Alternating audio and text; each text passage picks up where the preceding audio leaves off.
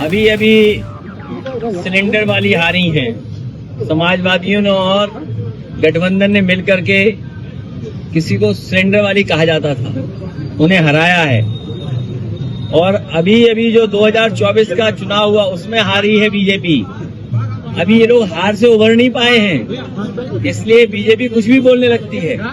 BJP बताए कि gas cylinder महंगा क्यों हो गया, बीजेपी बताए डीजल पेट्रोल महंगा क्यों हो गया, बीजेपी बताए कि विदेश नीति क्यों फेल है और विश्व गुरु बनने का मौका खो दिया हमारे प्रधानमंत्री जी ने।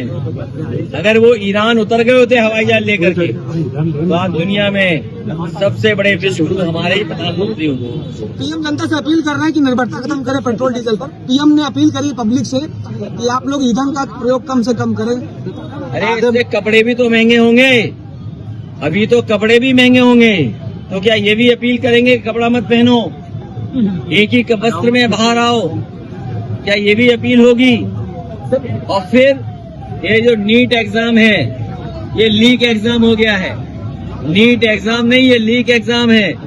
और जिस तरीके से 22 लाख बच्चे परीक्षा से दूर हुए हैं, केवल 22 लाख लोग नहीं, उनके नाना नानी, दादा दादी और खुद को मिला लेंगे, तो अगर एक परिवार में 5 लोग प्रभावित हुए अगर, तो 22 लाख का गुणा 5 में कर दें तो 1 करोड़ 10 लाख हुए। और 1 करोड़ 10 लाख तो अपने आप बीजेपी के खिलाफ हो गए। और यूपी में 4 लाख लगभग बच्चे हैं जिन्होंने निवार, तो ये सरकार में बचेंगे कैसे? बीजेपी वालों को अपनी जमीन ढूंढनी पड़ेगी। सासाराम को मीडिया को कहा जाता है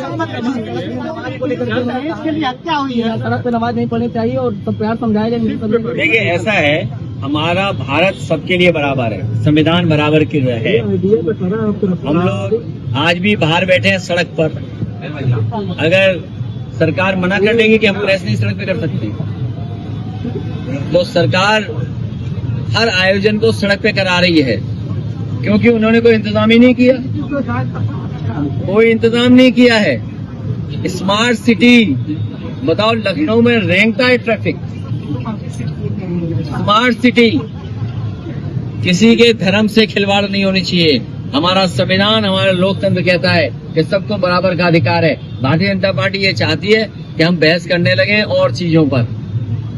उन्हें अभी देखना भाजपाई क्या कहेंगे कि भाजपा के डर से हनुमान जी के जयंती पर पत्रकारों का भंडारे में गए हैं। जो ये कहे उसका नाम पता हमें बताना, उसको गाड़ी हम भेजेंगे और सैफई अपने हनुमान जी का दर्शन कराएंगे।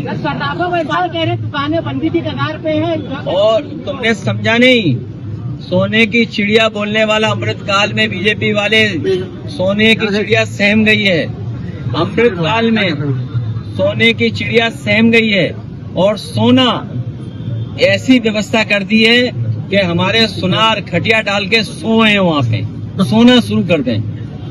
ये सोने का नहीं कारोबार बढ़ाना चाहते हैं, ये व्यापारियों को सोना देना चाहते हैं, सो जाएं यहीं पर। और ये इसलिए कर रहे हैं क्योंकि सबसे वसूली नहीं कर सकते हैं, छोटे दुकानदारों से, छोटे कारोबारियों से। तो ये बड़े बड़े जो धंधा सेठ हैं उनके शोरूम खुलवा देंगे, उनसे वसूली करना आसान होगा।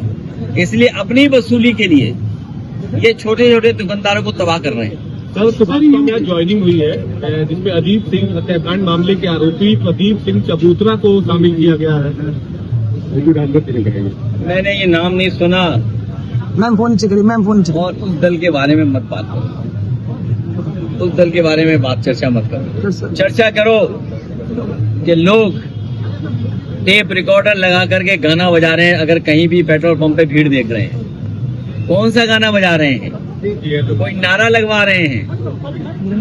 आज लाइनें लंबी लंबी लगी हैं। और याद रखना, अभी डीजल पेट्रोल और महंगा होगा और डॉलर 100 रुपए से ऊपर जाएगा। जब 100 रुपए ऊपर जाएगा तो सोचना आपका मोबाइल कितना महंगा होगा, बिजली का बिल कितना देना पड़ेगा आपको, आपकी हर जरूरत की चीज महंगी हो जाएगी। धीरे धीरे बढ़ा रही है। किसी कोल्ड ड्रिंक में ये आया था, शायद ऐड था, भाजपाइयों ने वही ऐड का पालन किया है। किसका था वो ऐड? ऐड किसका था वो? चोर के झटका हीरे से। तो ये भारतीय जनता पार्टी के लोग उसी एड को अपने जो महंगाई बढ़ाने की व्यवस्था है उसमें लागू कर रहे हैं। सर, सासाराम को मिनी कोटा कहा जाता था, अब वहाँ पर तमाम जो छात्र जो परीक्षा देने की तैयारी जो कर रहे थे वो आप कहना कि परेशान हो रहे हैं। उनका कहना है कि तमाम लगातार ये भविष्य में जहाँ पेपर ये और ज्यादा होंगे वो पढ़ाई के सेंटर बनेंगे। वो बीजेपी वाले नए सेंटर बना रही है इस तरह के।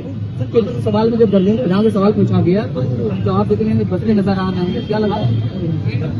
वो इसलिए बसते नजर आ रहे हैं, पूरी बीजेपी को पता है कि उसमें बीजेपी के लोग शामिल हैं। जब बीजेपी के लोग शामिल हैं तो कैसे नाम लेंगे?